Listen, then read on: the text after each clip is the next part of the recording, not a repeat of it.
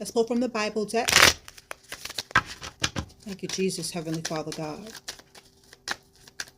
for this beautiful and blessed life. What would you like to tell the collective from this Bible deck? Restored Job. Restored Job. Jack of Diamonds.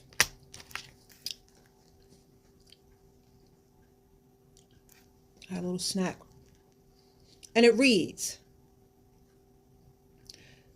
a symbol of trust and faith, blameless and upright. Job lost everything except his faith in the end. God blessed him extravagantly. His story teaches us to trust God even when we don't understand what's going on behind the scenes. Let this be your motto for this year and for the rest of your life, if it isn't already, right? God is giving back to you. Congratulations. We have the 2 that's pulled out, and it reads, makes sense? Alignment.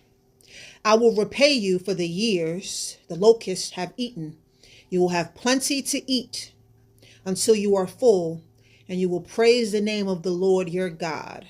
Never again will my people be ashamed. Joel 2:25-26. God ain't never lie. And God always wins. So if you're watching this or listening to this, the wish come true of going from rags to riches and or homeless to homeowner or the works.